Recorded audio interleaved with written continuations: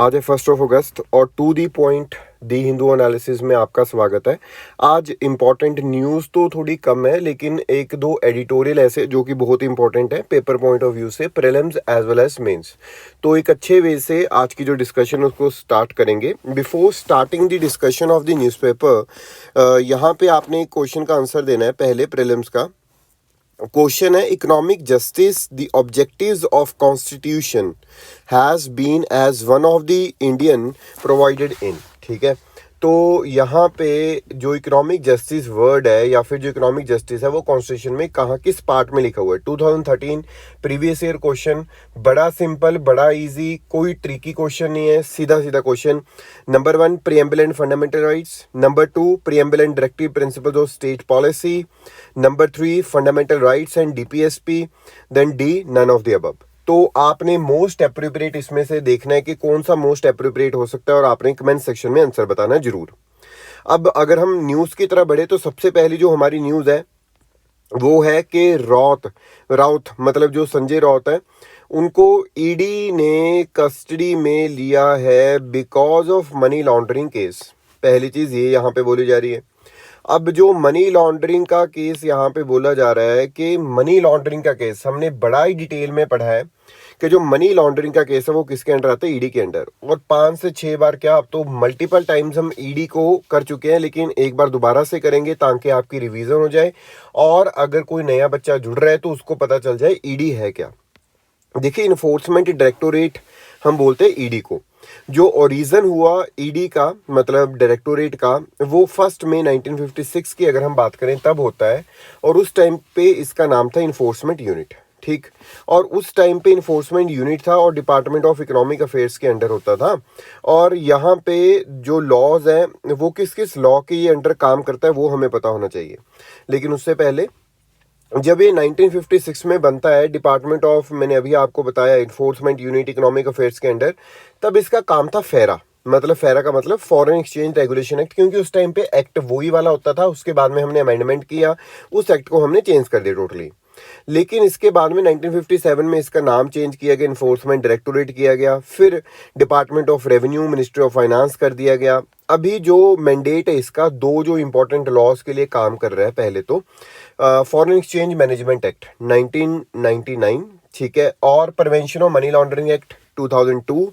फिर अगर हम बात करें और कौन से इसके फंक्शन है या फिर कौन से एक्ट के अंडर ये काम कर सकता है, तीसरा है यहाँ पे फ्यूगिटिव इकोनॉमिक ऑफेंडर्स एक्ट 2018, और एक है कॉफी पोसा माने conservation of foreign exchange and prevention of smuggling activities act 1974।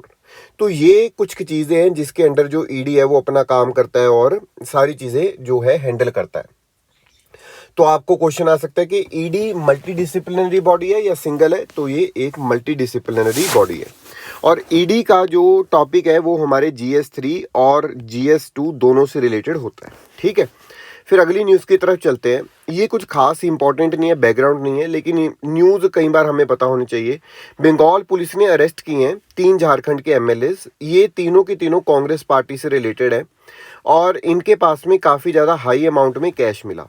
अभी पुलिस ने इनको पकड़ लिया गया है। अब जो कांग्रेस है उन्होंने इनको एक्सपेल कर दिया और वो बोल रहे हैं कि भाई इनके पास जो पैसा इनके पास मिला है वो पैसे के साथ में जो बीजेपी ने ये पैसा इनको दिया है ताकि वहाँ पे जो गवर्नमेंट है उसको हिला सके। तो कुछ इस तरह का सीन यहाँ पे चल रहा है। सिर्फ न्यूज़ बताने के लिए मैंने कि चलो यार एक बार न्यूज़ पता होनी चाहिए, वो चीज़ यहाँ पे होती है। नंबर 3 अगर हम यहाँ पे बात करें न्यूज़ की, वो है Arora is new Delhi police commissioner. मैं यहाँ पे ये नहीं बताऊंगा कि कौन से काडर के हैं, कब IPS थे, कब इन्होंने ज्वाइनिंग की, ये हमारे लिए बिल्कुल भी इंपॉर्टेंट नहीं होता। लेकिन आपने जो क्वेश्चन का आंसर देना, आपने कमेंट सेक्शन में बताना है कि जो दिल्ली है एज अ UT है ना, उसकी SLA है, स्टेट लेजिस्लेटिव असेंबली, मतलब UT लेजिस्लेटिव असेंबली है। उस लेजिस्लेटिव असेंबली में वो लॉ बनाते हैं ऑब्वियसली, लेकिन 3 चीज़ें ऐसी हैं या फिर कुछ चीज़ें ऐसी हैं जो उनके अंडर नहीं आती, जिनके लिए वो लॉ नहीं बना सकते। जैसे उनमें से एक जो चीज़ है वो लॉ एंड ऑर्डर है, मतलब पुलिस उनके अंडर नहीं आती है ना, पुलिस उनके अंडर नहीं आती। और कौन सी चीज़ें हैं जो उनके अंडर नहीं आती, मतलब SLA के अंडर, स्टेट लेजिस्लेटिव असेंबली जो दिल्ली की है, मतलब केजरीवाल के अंडर नहीं आती, लेकिन वो सेंट्री हैंडल कर रहा है। इसमें से एक मैंने आपको बता दिया as example, law and order. दूसरा और तीसरा आपने मुझे बताना है कौन कौन सी चीज़ है। कमेंट सेक्शन में बताओगे, बहुत अच्छी चीज़ है, और जितना आप बताओगे उतना ज़्यादा आपका जो मेमोरी है उसमें रहेगा। वो नेक्स्ट चीज़ की बात करेंगे। जो नेक्स्ट चीज़ आज इंपॉर्टेंट है वो है रिलेटेड टू आर्टिकल्स। देखिए, पहला आर्टिकल जो हम ऑलरेडी बहुत बार मैं आपको बता भी चुका हूँ, दोबारा से फिर बता देता हूँ, GS2 से रिलेटेड है। उन्होंने बोला कि ऑपोजिशन प्रोटेस्ट कर रहा है, रूलिंग पार्टी स्पाइट। तो इसमें ये जो फॉल है, फॉल किस चीज़ का, पार्लियामेंट्री स्टैंडर्ड्स का, वो क्या हो रहा है, एग्जेजरेट हो रहा है।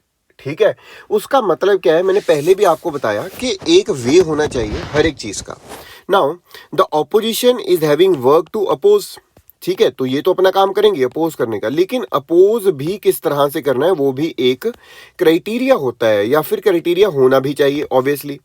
क्योंकि अगर कोई लोग वहां पे जाके, सपोज ये ऑपोजिशन का बंदा है, वहां पे जाके पेजेस को टीयर ऑफ करके उड़ाने लग जाए, है ना, फिर वहां पे जो गार्ड्स हैं उनके साथ में लड़ाई करने लग जाए, उनको अटैक करने लग जाए, तो इट मीन्स कि यार वो प्रॉब्लम में खुद भी अपने आप को डाल रहा है और दूसरे लोगों को भी प्रॉब्लम में डाल रहे हैं। What I mean to convey you कि भाई अगर आपको अपोज कर रहे हैं किसी भी चीज़ को, आप एक वे से अपोज करो, ना कि इतना ज़्यादा अपोज कर दो कि आपको क्या करना पड़ जाए, सस्पेंड करना पड़ जाए। और जितनी ज़्यादा सस्पेंशन होएगी उतनी ज़्यादा जो डिस्कशन है वो कम हो जाएगी। क्योंकि उसका रीज़न एक और है, जो आपकी ऑपोजिशन है वो तो पहली वीक है, और ऑपोजिशन आप मान के चलो इतनी वीक है, कई बार तो जो सेशन स्टार्ट होने लगता है और सेशन स्टार्ट होते होते क्या होता है कि भाई जो उनका लीडर है या फिर कोई और है वो बंदा कहता है मैं छुट्टी पे जा रहा हूँ।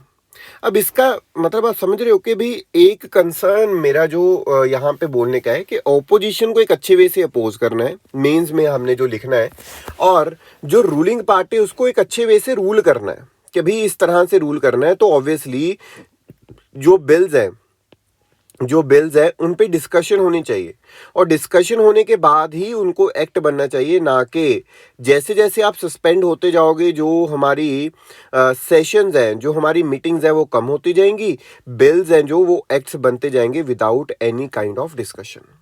तो इसका जो लॉस है वो किसको होएगा, people of the country, people of country, citizens of the country, citizens of India. Reason, जो लोगों को आप चुन के भेज रहे हो वो सस्पेंड हो रहे हैं यहाँ पे। ठीक, अब यहाँ पे सस्पेंड हो गए, ठीक है जी। अब देखो ना, एक चीज यहाँ पे सोचने वाली तो ये आती है, भाई सस्पेंड तो हो गया, बैठ गए, लेकिन जो लोगों ने आपको चुन के भेजा था वो उन्होंने सस्पेंड होने के लिए नहीं चुन के भेजा, आपको उनकी आवाज को ऊपर उठाना था, लेकिन आप तो खुद ही क्या हो गए, सस्पेंड होके बैठ गए। तो इट मीन्स कि एक हेल्दी डिस्कशन होनी बहुत ज़्यादा ज़रूरी है हर एक डेमोक्रेसी में, हर एक पार्लियामेंट में। क्योंकि कोई भी चीज़ है, चाहे वो कोई ऑर्गेनाइजेशन है, चाहे वो कोई इंस्टीट्यूशन है, अगर वहाँ पे एक हेल्दी डिस्कशन नहीं होएगी, अगर क्रिटिसिज्म हेल्दी नहीं होएगा, है ना, एक हेल्दी डिस्कशन है, एक हेल्दी क्रिटिसिज्म, या फिर अगर आप प्रॉब्लम्स नहीं बताओगे तो वो तो खुद ही डूब ही रहे हैं, आपको भी साथ में लेके डूबेंगे, तो फिर बंदे वहाँ से निकलना स्टार्ट करते हैं। ठीक है, तो ये एक चीज़ थी यहाँ पे GS2 से रिलेटेड।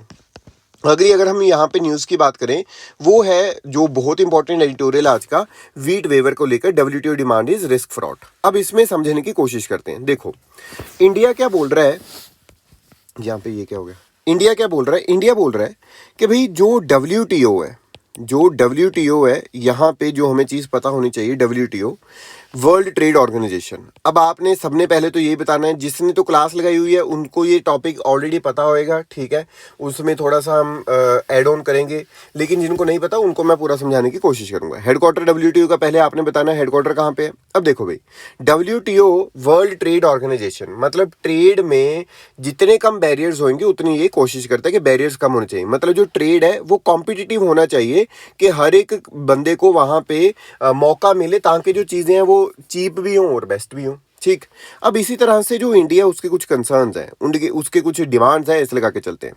वो कहता है WTO को, इंडिया कह रहा है यहाँ पे, नंबर 1 पॉइंट यहाँ पे मैं डिस्कस कर रहा हूँ। सबसे पहले इंडिया बोलता कि WTO को, कहता कि यार आप ऐसे करो कि मुझे पब्लिक स्टॉक होल्डिंग करनी है। किस चीज़ की? वीट की। पब्लिक स्टॉक होल्डिंग करनी है वीट या राइस की। ठीक है जी, पब्लिक स्टॉक होल्डिंग का मतलब कि मुझे गोदामों में जो स्टॉक है उसको भर के रखना है। और कहता क्यों भर के रखना है? कहता जी इंडिया की फूड सिक्योरिटी के लिए, क्योंकि पॉपुलेशन बहुत ज़्यादा है और गरीबी भी बहुत ज़्यादा है। कहते ठीक है जी। और ये जो पब्लिक स्टॉक होल्डिंग है, यहाँ पे ध्यान से बात समझना। यहाँ पे जो इंडिया पब्लिक स्टॉक होल्डिंग करता है वो करेगा कैसे? फार्मर्स को बोलेगा कि आप ज़्यादा से ज़्यादा वीट या फिर राइस लगाओ और मैं आपको एक अच्छा एमएसपी दूंगा। और एमएसपी मैं आपको बता दूं मार्केट प्राइस से हमेशा ज़्यादा रहता है। अब बात समझने वाली ये है कि आपको लगेगा कि यार फार्मर्स तो प्रोटेस्ट करते हैं एमएसपी कम नहीं रहे। जो मार्केट प्राइस है वो कम रहता है, एमएसपी जो गवर्नमेंट है वो ज़्यादा देती है फार्मर्स को, तभी तो वो उगाएंगे ना ज़्यादा। तो ज़्यादा क्या देके यहाँ पे फार्मर्स को क्या करके एमएसपी यहाँ पे देके, ठीक है, जो कि जनरली क्या रहता है हायर इन दी प्राइस। अब प्रोडक्शन क्या होगी राजे? ज़्यादा होगी, प्रोडक्शन ज़्यादा होगी और अब ये क्या करेंगे? पब्लिक स्टॉक होल्डिंग कर लेंगे, मतलब स्टॉक्स को भर लेंगे। ठीक है जी। अब जब प्रोडक्शन ज़्यादा होगी, स्टॉक्स भर लिया, अब ये क्या करते हैं? अब ट्विन ऑब्जेक्टिव पूरा करने की कोशिश करते हैं। अब ये कहते हैं जो पुअर लोग हैं उनको ये जो पब्लिक स्टॉक होल्डिंग है हम प्रोवाइड करेंगे, लेकिन वो कहते हैं एमएसपी पे नहीं प्रोवाइड करना, इसको हम प्रोवाइड करेंगे सब्सिडाइज रेट पे। मतलब क्या, यहाँ पे पहले तो ज़्यादा पैसे का लालच देके, मतलब ज़्यादा पैसे देके फार्मर को ज़्यादा प्रोडक्शन करवा ली। अब प्रोडक्शन जब ज़्यादा होगी तो लोगों को जब बांटना है उसमें क्या हो गया? सब्सिडीज प्रोवाइड करने लगे। अब जब सब्सिडीज प्रोवाइड करेंगे तो उसका जो प्राइस है वो क्या हो जाएगा? डिक्रीज हो जाएगा। लो जी, प्राइस क्या हो गया? डिक्रीज। अब प्राइस डिक्रीज हो गया तो इंडिया क्या बोल रहा है? ये वाली जो पब्लिक स्टॉक होल्डिंग है, ये वाली जो पब्लिक स्टॉक होल्डिंग मैंने की जिसमें एमएसपी मैंने मतलब पहले फार्मर को सब्सिडी दिया, फार्मर को ज़्यादा पैसे दिए अपनी तरफ से, फिर सब्सिडी और दे दिए ताकि लोगों को सस्ता पड़े, इस स्टॉक को वो कहता मैं वर्ल्ड मार्केट में बेचना चाहता हूं और मुझे तो अप्रूवल चाहिए। समझ रहे हो बात? तो अगर ये जो प्राइस वाला जो सिस्टम है जहां पे आपने प्राइस बहुत ज्यादा कम कर दिया कि गवर्नमेंट इतनी ज्यादा सपोर्ट दे रही है तभी तो प्राइस कम हो रहा है, वर्ल्ड मार्केट में अगर ये जाएगा तो ट्रेड को बढ़ाएगा या फिर ट्रेड कंपटीशन कम कर देगा, डिक्रीज कर देगा। अब ट्रेड कंपटीशन या कॉम्पिटिटिवनेस क्या होगी? यहाँ पे डिक्रीज होनी स्टार्ट हो जाएगी। इतना समझ में आया? और ये तो ऑब्वियसली ये क्या बैड, कॉम्पिटिटिवनेस तो इंक्रीज होनी चाहिए। जितनी ज्यादा मार्केट में कंपनीज होंगी, जितनी ज्यादा कंट्रीज उसमें डालेंगी, उतना प्राइस कम होएगा। बट इंडिया प्राइस कैसे कम कर रहा है? इंडिया प्राइस कम कर रहा है खुद सब्सिडी प्रोवाइड करके। ठीक है, तो ये डब्ल्यूटीओ के तो क्या है? लॉ के खिलाफ है।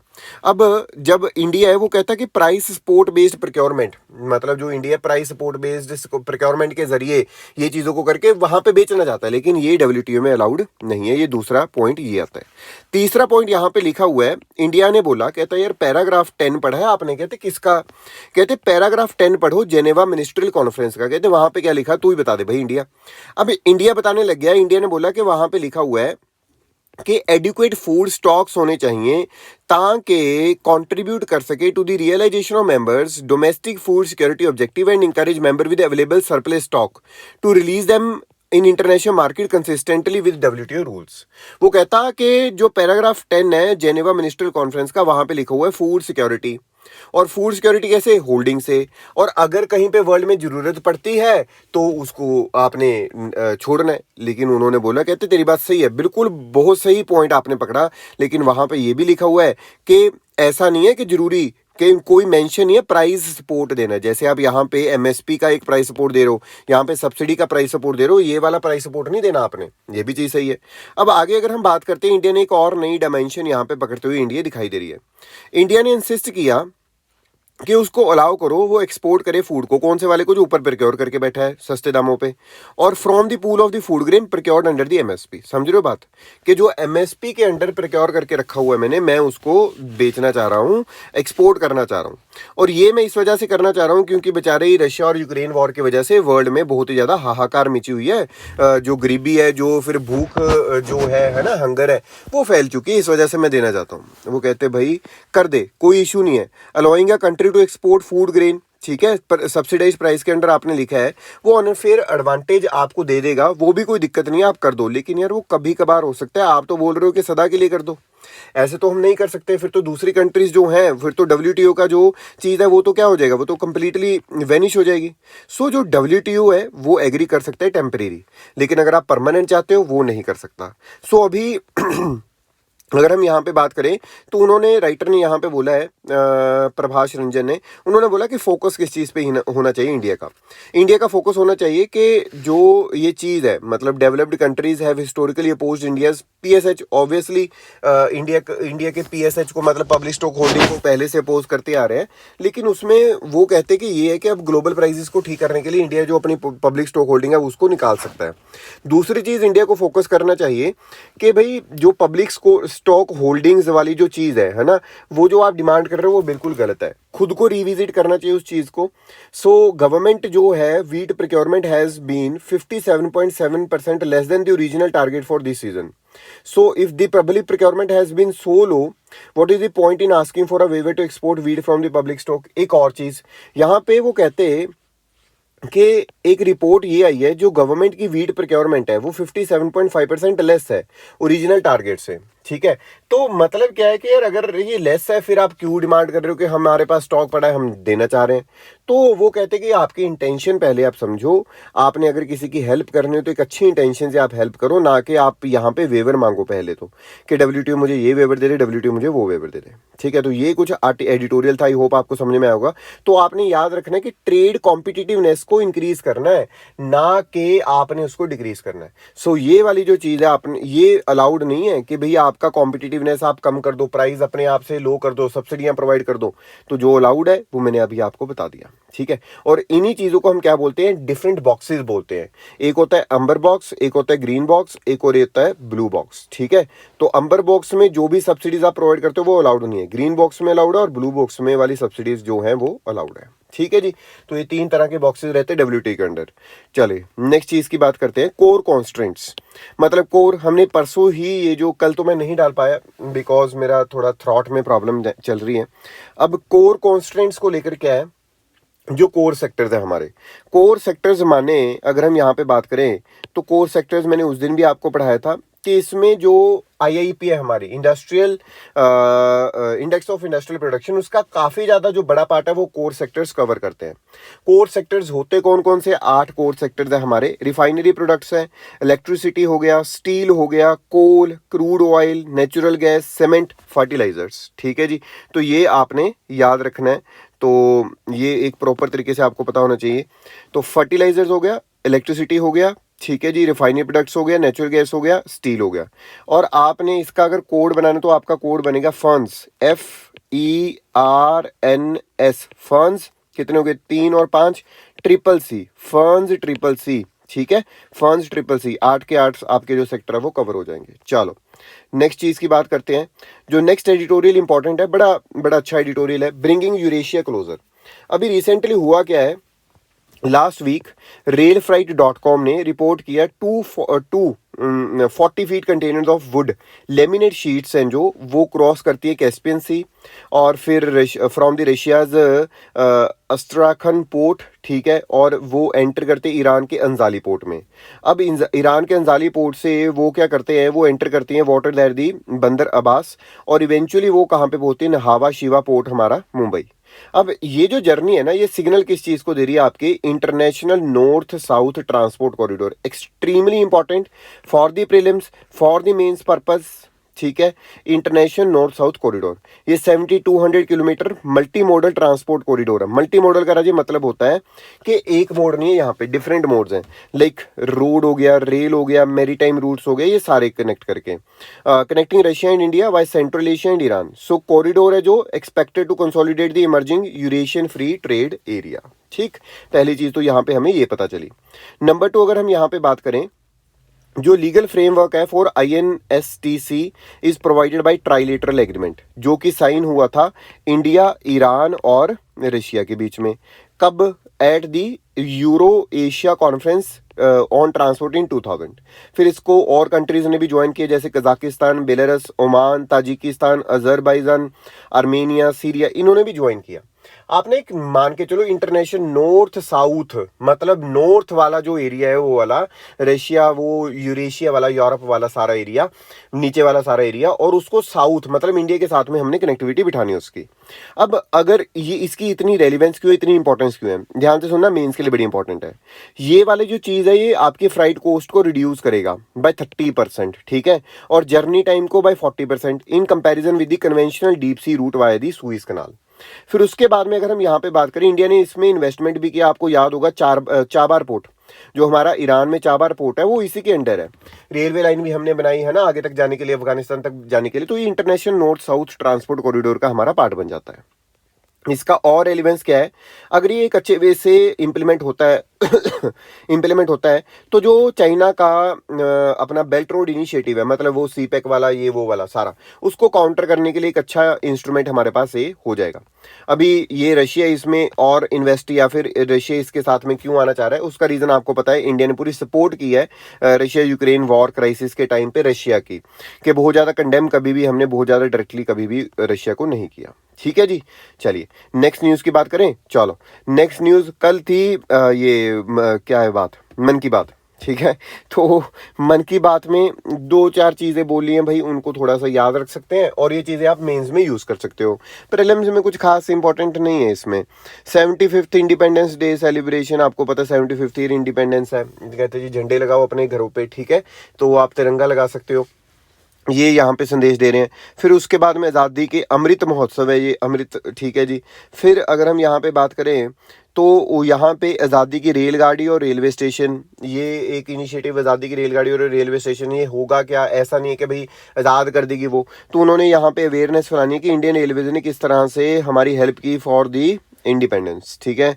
तो फ्रीडम स्ट्रगल में हमारी किस तरह से यहाँ पे हेल्प की रेलवेज ने। और यहाँ पे एक अच्छी चीज़ यहाँ पे उन्होंने बताई कि जो टॉयज़ हैं, पहले इंडिया उसको इंपोर्ट करता था 3000 करोड़ के। अर्लियर जो टॉयज़ है वर्थ मोर देन 3000 करोड़ है, वो जो हैं वो बाहर से आते थे, लेकिन अभी जो इंडिया का इंपोर्ट है वो 70% रिड्यूस हो चुका है।